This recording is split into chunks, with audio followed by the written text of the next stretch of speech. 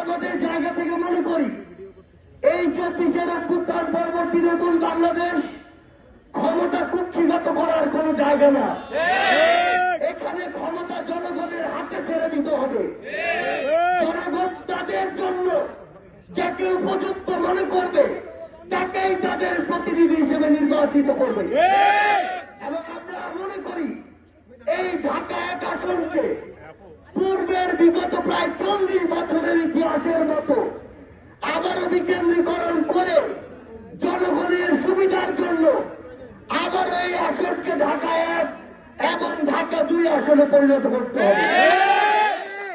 আমরা আস্তে আস্তে দেখলাম খালগুলোকে ভরাট করা হয়েছে, অবৈধ জমি দখল করা হয়েছে, টেন্ডারবাজি করা হয়েছে, বিভিন্ন জায়গায় নিজের নামে, বাবার নামে, দাদার নামে, দাদার বাবার নামে বিভিন্ন প্রজেক্ট ডেভেলপ করে এই পুরো এলাকাকে নিজের রাজত্ব বানানো হয়েছে।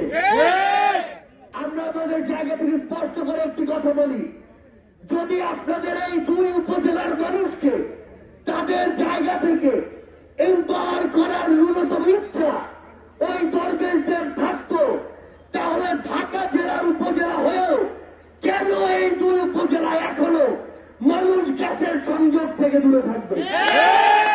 আমরা আমাদের জায়গা থেকে মনে করি শুধুমাত্র তাদের ব্যক্তিগত ভাগ বটোয়ারার কম পড়ে যাওয়ার কারণে এই 2 উপজেলার মানুষের দ্বারে এখন পর্যন্ত গ্যাসের সংযোগ যায়নি।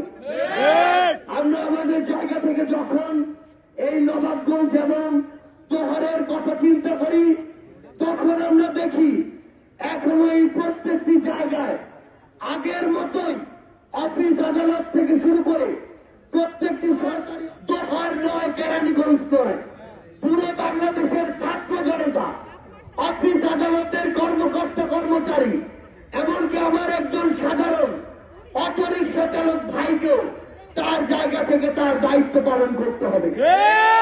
আজকে যদি একজন সবজি বিক্রেতা ভাই তার জায়গায় যখনই সুযোগ পায় তখনই দাম বাড়িয়ে জনগণকে চিহ্নি করে, তাহলে কখনোই ওই দ্রব্য মূল্যের যে ঊর্ধ্বগতি সেটি রোধ করা সম্ভব নয়। নতুন বাংলাদেশ বিনির্মাণে আমাদের প্রত্যেকের জায়গা থেকে দায়িত্ব রয়েছে।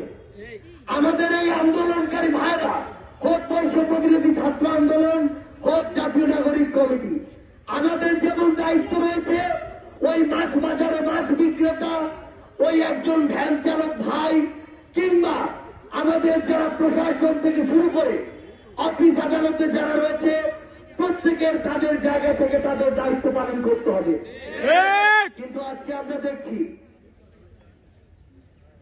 আমাদের পুরাতন বোতলে সেক্টরকে লিডার থেকে ওই লিডারগুলোকে ধ্বংস করেছে এবং করার পরে ওইখানে যারা ছিল তাদেরকে হয় দাস বানিয়েছে না হয় দালাল বানিয়েছে। আমরা আমাদের জায়গা থেকে বাংলাদেশ পুলিশ সহ সকলকে শুধু একটি কথাই বলি, আপনাদের যতটুকু সম্মান হানি করার খুনি হাসিনা সেটি করেছে।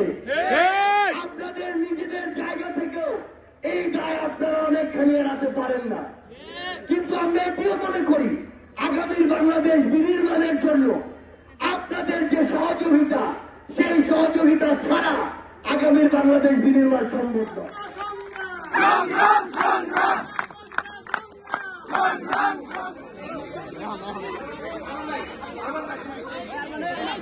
শুভেচ্ছা জাতির পক্ষ থেকে শুভেচ্ছা বৈষম্য বিরোধীর পক্ষ থেকে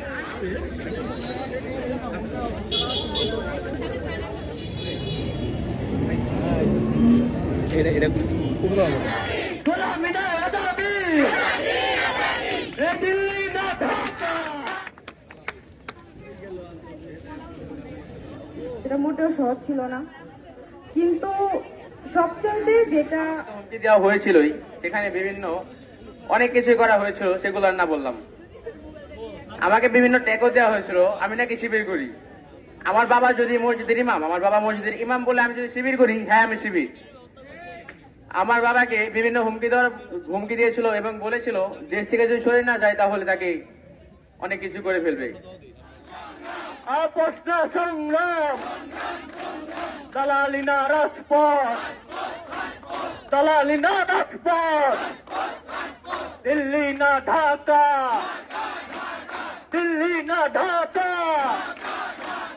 আপোষ না সংগ্রাম, আপোষ না সংগ্রাম, গোলামি না আজাদি, গোলামি না আজাদি, গোলামি না আজাদি, গোলামি না আজাদি, দিল্লি না ঢাকা, দিল্লি না ঢাকা, আপোষ না সংগ্রাম, আপোষ না সংগ্রাম।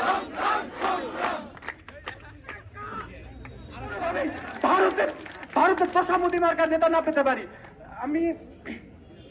আমরা কিন্তু 15 বছরে আমাদের সবচেয়ে বড় কষ্ট ছিল যে আমাদের নতজানু পররাষ্ট্রনীতি। 2014 সালের ইলেকশনে ভারতের পররাষ্ট্র সচিব এসে সবকিছু ঠিক করে যায় যে কে কোন দল করবে, কে কোন জায়গায় ইলেকশন করবে।